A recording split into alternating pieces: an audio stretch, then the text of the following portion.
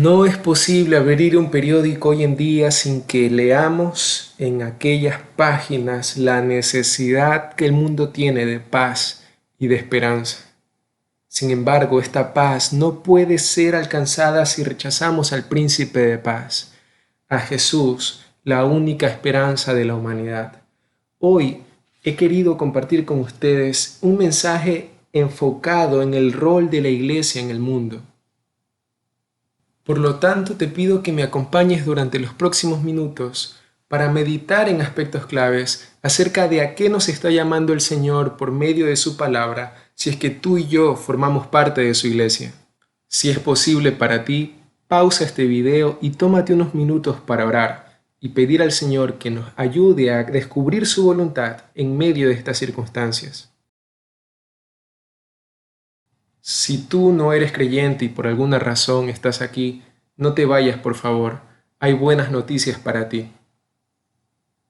Hablar del rol de la iglesia en el mundo no se trata de enumerar una lista de tareas concretas que realizar. Más bien se trata de meditar en aspectos importantes de lo que su fundador ha hecho por nosotros. En primer lugar, quiero destacar que para meditar legítimamente en el rol de la iglesia es necesario atender a quién fue su fundador y para qué propósito la instituyó, puesto que la iglesia no es una idea tardía de Dios, sino que forma parte del plan eterno que Él diseñó desde antes de la fundación del mundo, para que Él sea glorificado y para que nosotros como humanos tengamos una bendita esperanza eterna. Cuando hablamos de la iglesia, no nos referimos a un edificio, a un templo o a un auditorio. Claro está que la palabra iglesia lingüísticamente significa congregación. Sin embargo, en su sentido real y espiritual, esto es mucho más que una agrupación de personas. Iglesia es ese nombre que se le ha dado y que han recibido los individuos que han sido rescatados por la gracia de Dios. Cuando digo rescatados, me refiero básicamente a tres cosas. Hemos sido rescatados de una vana manera de vivir, la cual heredamos de nuestros antepasados, vidas sin propósitos o con propósitos autoimpuestos por nuestra imaginación. Hemos sido rescatados de una vida de esclavitud al pecado, que aunque a pesar de que decíamos ser libres por seguir los caprichos de nuestra voluntad, en realidad nuestros deseos nos tenían dominados y Cristo nos ha rescatado de eso. Y en tercer lugar, hemos sido rescatados del juicio justo de Dios que está por venir. Así que como dije, la iglesia es el nombre que reciben los individuos que han sido rescatados por la gracia de Dios, por medio del Evangelio de Jesucristo, es decir, las buenas noticias que nos han conducido al arrepentimiento y a la fe en nuestro Señor Jesús, para recibir preciosas y grandísimas promesas, promesas que han sido garantizadas por Dios, aquel que es justo y verdadero, Creador y Salvador. Si nosotros queremos comprender qué es la iglesia, debemos recurrir a la Biblia porque ella nos da distintas ilustraciones para ayudarnos a comprender todos los aspectos de su significado y de qué se trata ser parte de la iglesia. La iglesia es el resultado de la obra de Cristo, es el pueblo que Él rescató, la novia con la que Él se comprometió, el sacerdocio que restauró, los reyes que invistió, los ciudadanos del reino que estableció, la nación que Él compró, los mensajeros que comisionó, los obreros que Él contrató, los amigos a quienes se reveló, los hijos a quienes su Padre adoptó, los hermanos a quienes Él transformó, las personas a quienes instruyó y quienes heredarán todo lo que Él prometió.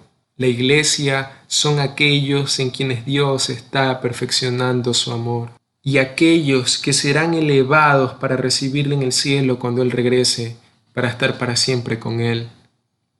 Iglesia o eclesia significa congregación, pero la idea que nos comunica es que gracias a Cristo podemos formar parte del pueblo de Dios. Y profundizar en cada detalle de estas cosas nos tomaría demasiado tiempo. Y sin embargo, en cada cosa que se ha dicho hasta este punto, si tú has prestado suficiente atención, te darás cuenta de que hay un exceso de significado en la palabra iglesia que hoy vamos a estudiar brevemente. En los pocos minutos que lleva este video hemos hablado al menos de 3 cosas. La primera es que el propósito o rol de la iglesia no puede ser definido por las necesidades o caprichos cambiantes de la sociedad moderna, sino que su propósito o rol se sostiene desde la eternidad, gracias al fundamento de aquel que la creó y de aquel que hizo de ella una consumación completa, la cual es Cristo Jesús. En segundo lugar, hemos hablado de su origen, que no es el resultado de la iniciativa humana o de las organizaciones eclesiásticas, sino que es la obra redentora del Creador. Permíteme explicar a qué me refiero cuando digo la obra redentora del Creador. La Biblia usa una ilustración para explicarnos la condición del hombre sin Dios. Una de estas ilustraciones es que el ser humano es esclavo de sus pecados. Por lo tanto, Dios lo ha redimido. La palabra redimir es un término que significa comprar o rescatar. Cuando hablamos de la obra redentora del Creador nos referimos a que Él nos compró nuestra libertad con su propia sangre.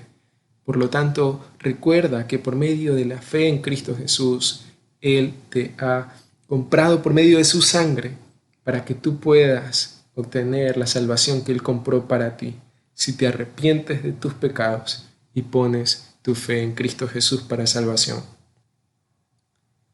Por esa razón, el origen de la iglesia no es el resultado de la iniciativa humana, sino que es la obra redentora del Creador, que a pesar de la rebelión de sus criaturas, por medio de su Hijo nos llamó a la reconciliación. La Biblia nos enseña que este plan inició con una promesa en Génesis 3, cuyo cumplimiento se dio en Abraham y alcanzó su consumación en Cristo. La iglesia no es algo que nosotros tengamos que crear, sino algo a lo cual debemos conformarnos y unirnos. En este caso, conformarnos nada tiene que ver con resignarse.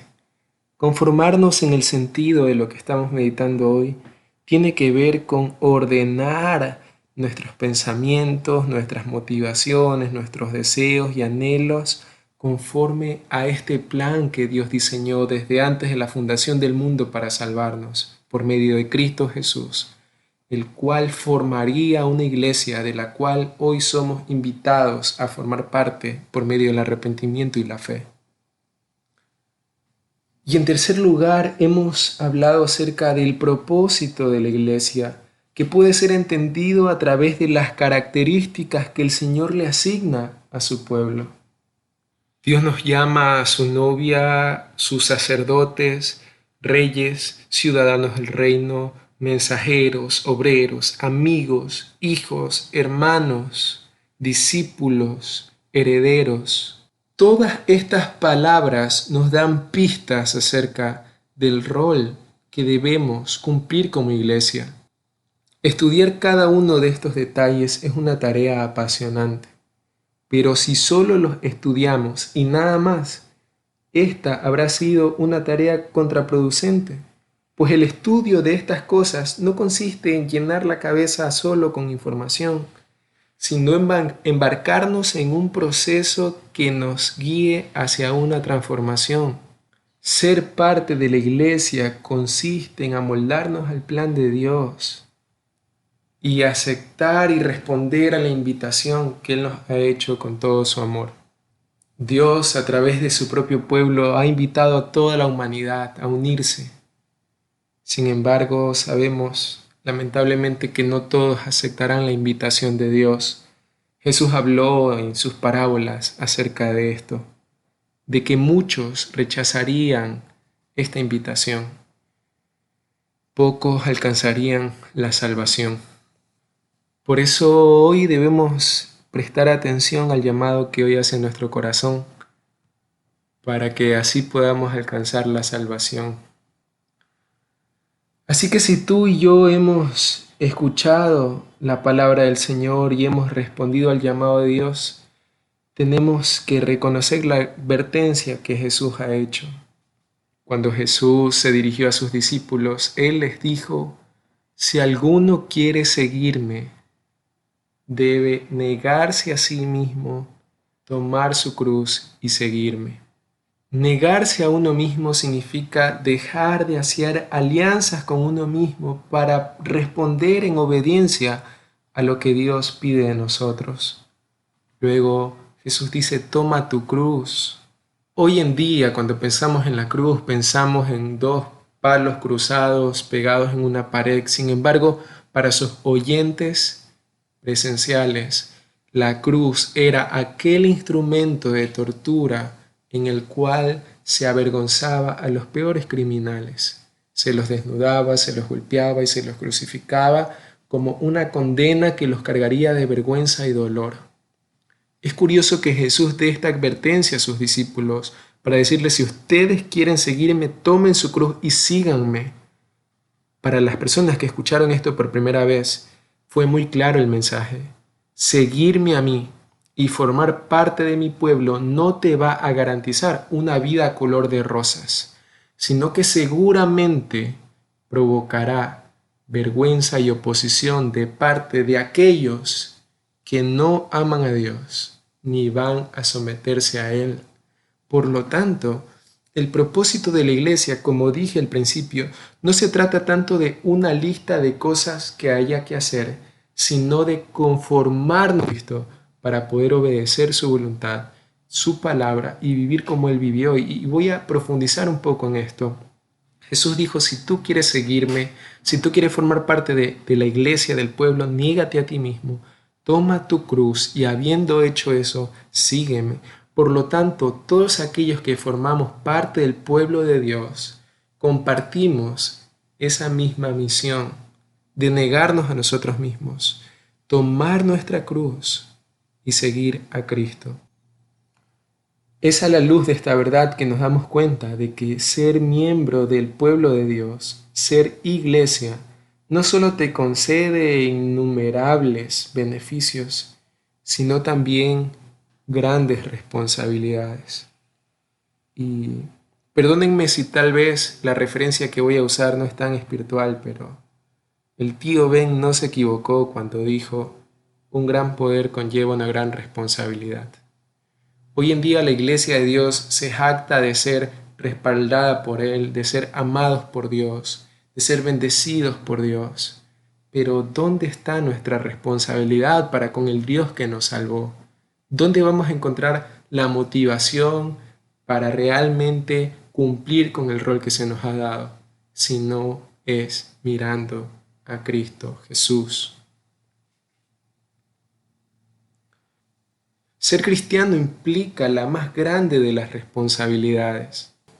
Por lo tanto, si definimos nuestra misión a la luz de lo que Cristo hizo y enseñó, podremos estar realmente enfocados para conocer nuestra verdadera misión en el mundo. En Lucas capítulo 4, la palabra de Dios nos ilustra a qué se dedicó Jesús cuando estuvo acá en la tierra. Lucas capítulo 4, versículo 16 dice: entonces Jesús regresó a Nazaret, el pueblo donde había crecido. Como de costumbre, fue a la sinagoga en el día de descanso y se puso de pie para leer las Escrituras. Le dieron el libro del profeta Isaías, lo abrió y encontró la parte donde está escrito: el Señor ha puesto su espíritu en mí, porque me eligió para anunciar las buenas noticias a los pobres. Me envió a contarles a los prisioneros que serán liberados, a contarles a los ciegos que verán de nuevo, y a liberar a los oprimidos, para anunciar que este año el Señor mostrará su bondad. La misión de la Iglesia consiste en continuar con la misión de nuestro Señor, siguiendo amando como Él amó, libertando como Él libertó, anunciando el año agradable del Señor. Muchas personas cuando estudian este pasaje lo explican desde una postura que pareciera ser que existe un evangelio social, que la iglesia está llamada a hacer labor social, lo cual no es así porque no existe algo como el evangelio social. El evangelio es uno solo. Por otra parte, hay otras personas que únicamente espiritualizan esto y hacen de la obra de Dios un asunto puramente espiritual. Pero la verdad es que no existe tal cosa como el evangelio social y por otra parte un evangelio únicamente espiritual. Porque el evangelio de nuestro Señor Jesucristo debe encontrar lugar en medio de este mundo material. La responsabilidad de la iglesia no solamente se trata del asunto espiritual o del asunto material como si fueran dos cosas separadas, puesto que el ser humano es una sola cosa. Hago otro paréntesis aquí porque quiero explicar un detalle bastante importante. La comprensión bíblica y cristiana de el ser humano no hace una distinción categórica entre sus componentes, cuerpo, alma y espíritu, como si fuesen tres entidades diferentes.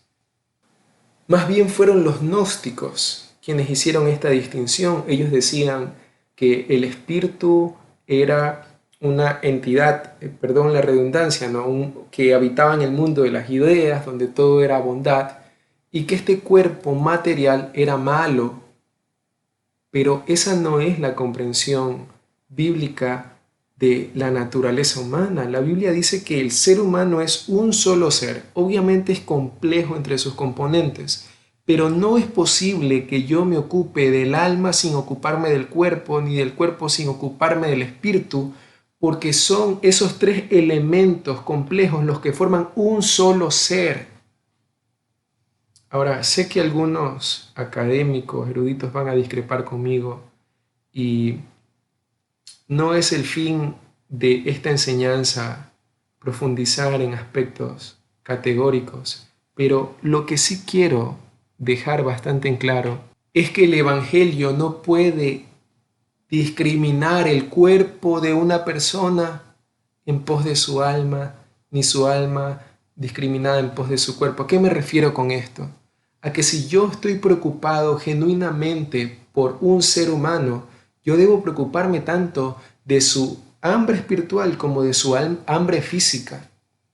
La iglesia no puede simplemente ocuparse de un asunto espiritual y olvidar que ese ser espiritual también está en una realidad material que le hace tener necesidades físicas. Por lo tanto, si vamos a responder o a interpretar este pasaje a la luz de a qué mismo se estaba refiriendo Dios, quitemos esas categorías y recordemos que Dios se está ocupando del ser en todos sus componentes, en todo lo que esto implica. Recordemos, hermanos, que la revelación de Cristo y sus acciones y su mensaje no fue a base de ideas, sino que se manifestó en el fundamento de acontecimientos concretos, dirigidos a seres humanos concretos, a judíos oprimidos, a los romanos opresores, a los fariseos autosuficientes y a las mujeres adúlteras.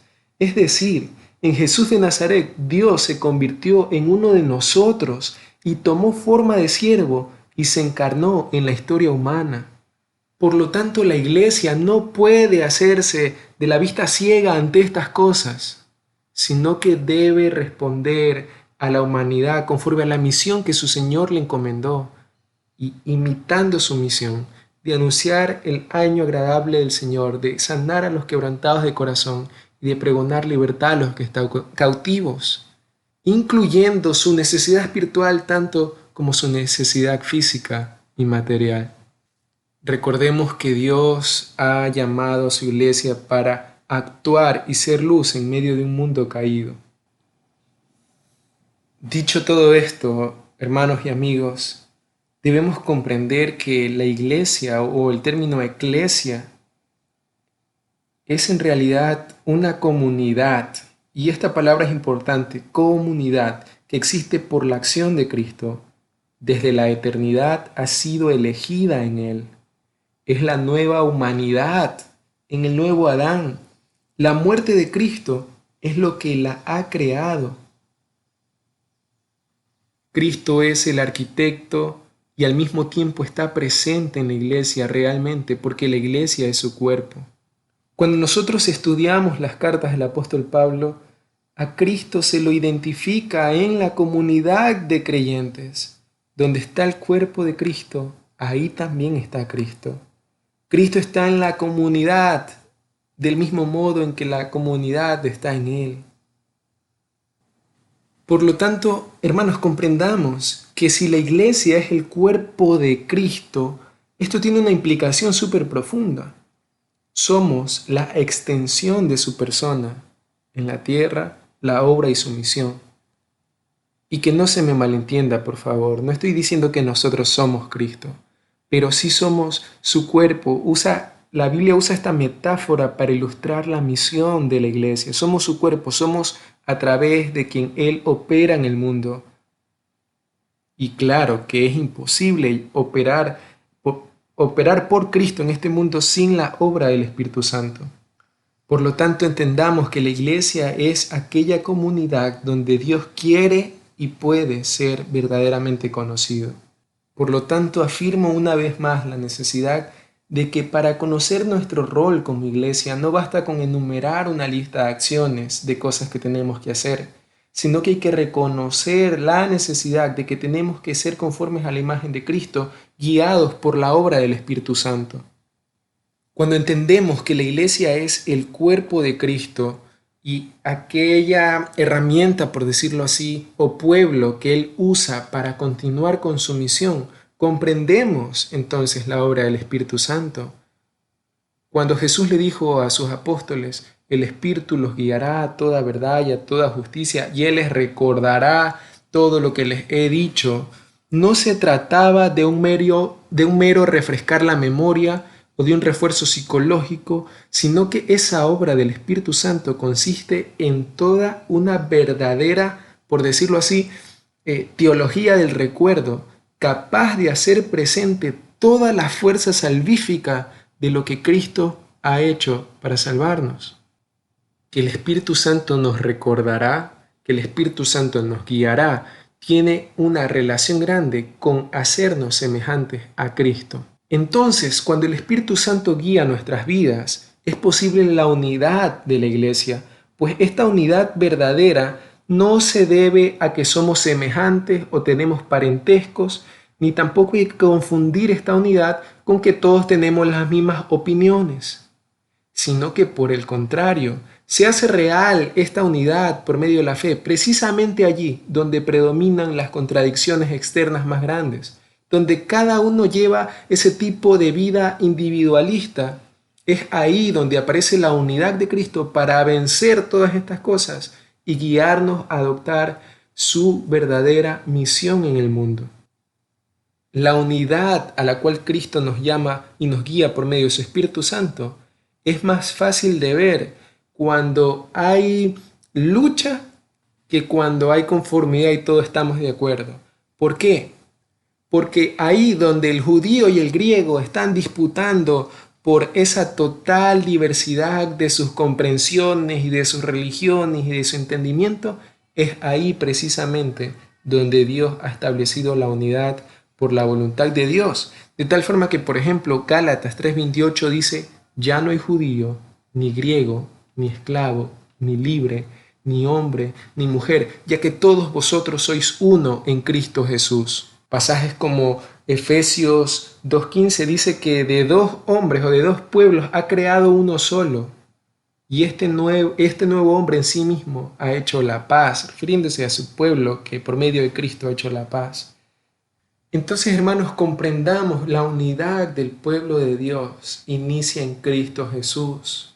Inicia en someternos a su voluntad, a sus verdaderos mandamientos, no a un asunto de que tengamos que estar de acuerdo en todo, sino de que seguimos a aquel que murió y resucitó por nosotros.